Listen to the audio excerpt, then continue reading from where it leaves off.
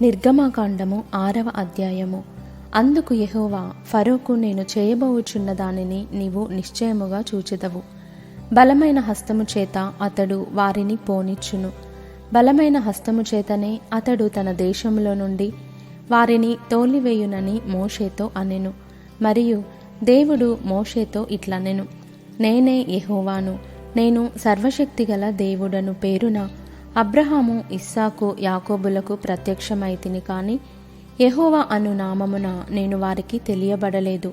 మరియు వారు పరవాసము చేసిన దేశమగు కనాను దేశమును వారికిచ్చుటకు నా నిబంధనను వారితో స్థిరపరచితిని.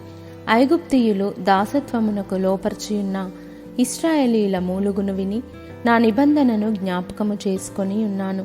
కాబట్టి నీవు ఇశ్రాయేలీయులతో ఈలాగు చెప్పుము, నేనే యెహోవాను, నేను ఐగుప్తీయులు మోయించు బరువుల క్రింద నుండి మిమ్మును వెలుపలికి రప్పించి వారి దాసత్వములో నుండి మిమ్మును విడిపించి నా బాహువు చాపి గొప్ప తీర్పులు తీర్చి మిమ్మును విడిపించి మిమ్మును నాకు ప్రజలుగా చేర్చుకొని మీకు దేవుడనై ఉందును. అప్పుడు ఐగుప్తీయుల బరువు క్రింద నుండి మిమ్మును వెలుపలికి రప్పించిన మీ దేవుడైన యెహోవాను నేనే అని మీరు తెలుసుకొందురు. నేను అబ్రహాము, ఇస్సాకు, యాకోబులకు ఇచ్చేదనని చెయ్యి ఎత్తి ప్రమాణము చేసిన దేశంలోనికి మిమ్మును రప్పించి దాన్ని మీకు స్వాస్థ్యముగా ఇచ్చేదను. నేను యెహోవానని చెప్పుమనగా మోషే ఇశ్రాయేలీయులతో అలాగూ చెప్పెను. అయితే వారు మనోవ్యాకులమును బట్టియు కఠిన దాసత్వమును బట్టియు మోషే మాట వినరైరి. మరియు యెహోవా మోషేతో, నీవు లోపలికి వెళ్ళి ఐగుప్తు రాజైన ఫరోతో ఇశ్రాయేలీయులను తన దేశములో నుండి వెలుపలికి పోనీయవలెనని అతనితో చెప్పుమనెను. అప్పుడు మోషే, చిత్తగించుము, ఇశ్రాయేలీయులే నా మాట వినలేదు, మాటమాంద్యము గలవాడనగు నా మాట ఫరో ఎట్లు వినునని యెహోవా సన్నిధిని పలికెను. మరియు యెహోవా మోషే అహరోనులతో నిట్లనెను, ఇశ్రాయేలీయులను ఐగుప్తు దేశంలో నుండి తాము వెలుపలికి రప్పించుటకై ఇశ్రాయేలీయుల యొద్దకును ఫరో యొద్దకును వెళ్ళవలెనని వారికి ఆజ్ఞాపించెను. వారి పితరుల కుటుంబముల మూల పురుషులు ఎవరనగా ఇశ్రాయేలు జ్యేష్ఠ కుమారుడైన రూబేను కుమారులు హనోకు, పల్లు, హెస్రోను, కర్మి. వీరు రూబేను కుటుంబములు. షిమ్యోను కుమారులు యమూయేలు, యామీను, ఓహదు, యాకీను, సోహరు, కనాను స్త్రీకి కుమారుడైన షావూలు. వీరు షిమ్యోను కుటుంబములు.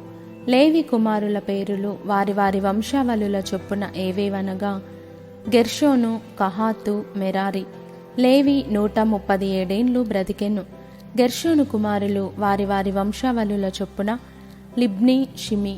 కహాతు కుమారులు అమ్రాము, ఇస్హారు, హెబ్రోను, ఉజ్జీయేలు. కహాతు 133 ఏండ్లు బ్రతికెను. మెరారి కుమారులు మహలి, మూషి. వీరు తమ తమ వంశావళుల చొప్పున లేవి కుటుంబములు. అమ్రాము తన మేనత్తయైన యోకెబెదును పెండ్లి చేసుకొనెను. ఆమె అతనికి అహరోనును మోషేను కనెను. అమ్రాము 137 ఏండ్లు బ్రతికెను. ఇస్హారు కుమారులు కోరహు, నెపెగు, జిక్రి.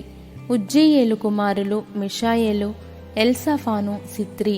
అహరోను ఇమ్మానాదాబు కుమార్తెయు నయస్సోను సహోదర్యునైన ఎలీషెబను పెండ్లి చేసుకొనెను. ఆమె అతనికి నాదాబును, అబీహును, ఎలియాజరును, ఈతామారును కనెను. కోరహు కుమారులు అస్సీరు, ఎల్కానా, అబీయా, సాపు. వీరు కోరహీయుల కుటుంబములు. అహరోను కుమారుడైన ఎలియాజరు పూతియేలు కుమార్తెలలో ఒకతెను పెండ్లి చేసుకొనెను. ఆమె అతనికి ఫీనెహాసును కనెను. వీరు తమ తమ కుటుంబముల చొప్పున లేవీయుల పితరుల మూల పురుషులు. ఇశ్రాయేలీయులను వారి సేనల చొప్పున ఐగుప్తు దేశంలో నుండి వెలుపలికి రప్పించుటని యెహోవా ఆజ్ఞాపించిన అహరోను, మోషేలు వీరు. ఇశ్రాయేలీయులను ఐగుప్తులో నుండి వెలుపలికి రప్పించవలెనని ఐగుప్తు రాజైన ఫరోతో మాటలాడిన వారు వీరు. ఆ మోషే, అహరోనులు వీరే. ఐగుప్తు దేశములో యెహోవా మోషేతో మాటలాడిన దినమున యెహోవా, నేను యెహోవాను, నేను నీతో చెప్పునది యావత్తు నీవు ఐగుప్తు రాజైన ఫరోతో పలుకుమని మోషేతో చెప్పగా, మోషే, చిత్తగించుము, నేను మాటమాంద్యము గలవాడను, ఫరో నా మాట ఎట్లు వినునని యెహోవా సన్నిధిని పలికెను.